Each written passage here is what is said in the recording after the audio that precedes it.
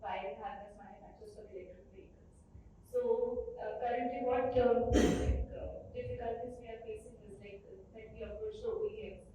The OEMs have they get faith in us, they believe in our products, when we do our products, but the facility is not we don't have a big facility.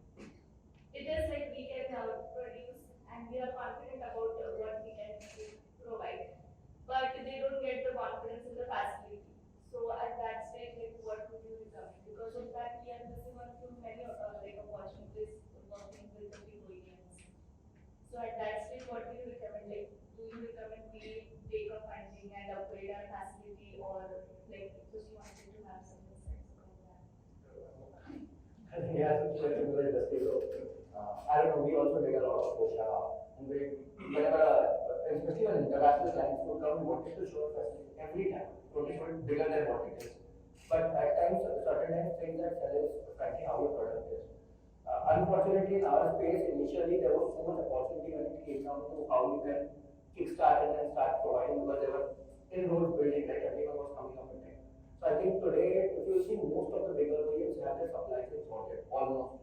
A lot of localization is happening, and I think that's where you can play a part. And you can participate in saying, hey, XYZ things I'm going to do, and then take a move from there. Taking the funding for enhancing facility is something that I doubt we will get today. And even for us, a proportion is going to, of course, building a bigger capacity, but that is going to assets that they can get from us. So I don't think they will invest on. Yeah, that is why we are bootstrapped and we are focusing on being bootstrapped. But we don't know how to tackle that now. What are you building exactly? Wiring harness. Yes. We have actually already connected.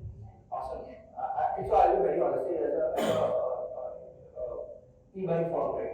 We want to do wiring harness. For me, every that setup is something that we want to replicate across. Of course, you're going to speak after this for sure. But for me, the product is everything. Now, if I change XYZ into a product, I'm risking bits, right? Once we change motor, a lot of issues came down to us. We had to replace 2,000 motors. It was back-to-back warranty, so we didn't pay for it. But that replacement cost is mine, right? I have to go out, find every consumer, tell them that there's a problem, I have to replace it.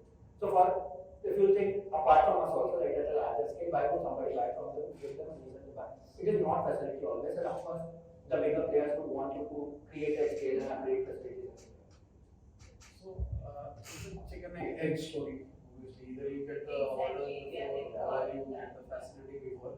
Just one question I have for you: why you elaborate on your facility to your probable customers? Because usually, what we do is when we recruit sales people, we tell the sales people जो website पे नहीं है वो बेच के आ जाओ.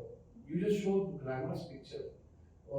This is what nobody is going to come unless until it's a OEM which has some prerequisites that facility visit for. If you're going to a SME segment now, so usually they don't visit the facility. They again, if you're confident enough of getting the production output and everything, they are going to trust you and obviously selling capabilities.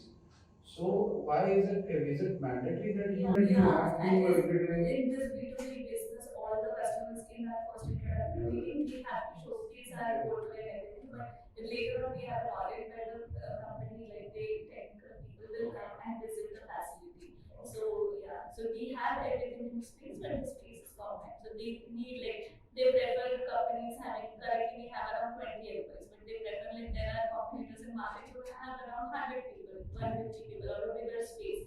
So they prefer then they feel confident in their facility. Whereas when they have not visited the facility, they are still confident in us and our product.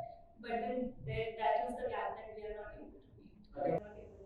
I think this is the case where incubators are next. Yeah. So sorry, just asking, do you have any advisor from a large manufacturing company on board?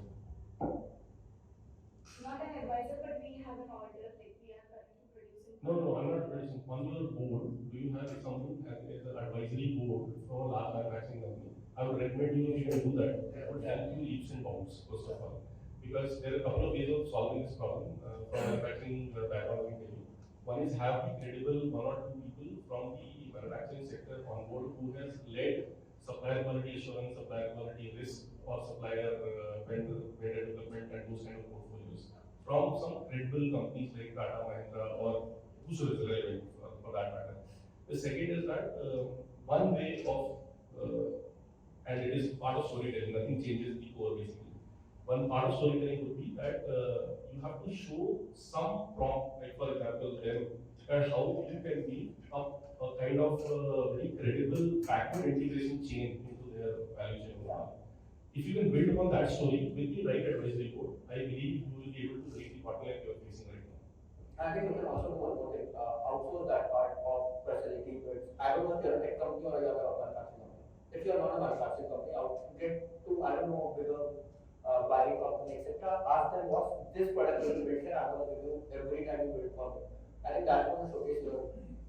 That happens in China all the time, I don't know. Yeah, factory concept. Yeah.